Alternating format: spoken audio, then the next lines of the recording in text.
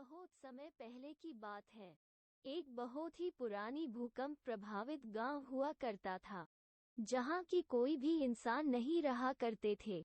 वहीं इन मनुष्यों द्वारा परित्यक्त इस भूकंप प्रभावित गांव में चूहों की एक बस्ती रहती थी।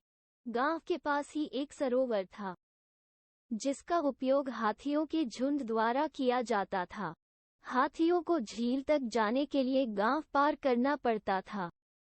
ये इन लोगों का दैनिक कार्य हुआ करता था। एक दिन की बात है, जब वो हाथी का झुंड वहां से गुजर रहा था, तब उन्होंने अनजाने में ढेर सारे चूहों को रौंद डाला।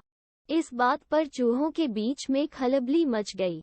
चूहों के नेता ने हाथियों से मुलाकात की और उनसे झील के लिए एक अलग रास्ता लेने का अनुरोध किया। साथ में उसने उनसे वादा भी किया कि उनकी जरूरत के समय उनका पक्ष वापस किया जाएगा। इस बात पर उस समय हाथी हंसे।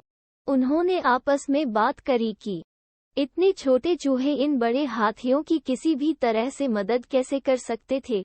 लेकिन फिर भी उन्होंने अपना वादा निभाया और वे एक अलग रास्ता अपनाने पर सहमत हुए। ऐसे कुछ दिन बीत गए। अब एक नई घटना सामने आई। कुछ ही समय बाद चूहों ने सुना कि शिकारियों ने हाथियों के झुंड को पकड़ लिया है और उन्हें जाल में बांध दिया गया है। ऐसा सुनते हैं वे तुरंत हाथियों को बचाने के लिए दौड़ पड़े। उन्होंने अपने तीखे दांतों से जालों और रस्सियों को कुतर डाला। हाथियों के नेता ने बार बार चूहों को उनकी मदद के लिए धन्यवाद दिया। अब उन्हें समझ आ चुका था कि किसी के आकार पर हंसना नहीं चाहिए। भगवान से सभी को किसी न किसी कला से नवाजा है। सीख इस कहानी से हमें ये सीख मिलती है कि मित्र वही जो मुसीबत में काम आए। सुनिश्चित करें कि आप अपने दोस्तों की जब भी आवश्यकता हो, उनकी मदद करें। उन्हें हमेशा आप पर भरोसा करने में सक्षम होना चाहिए।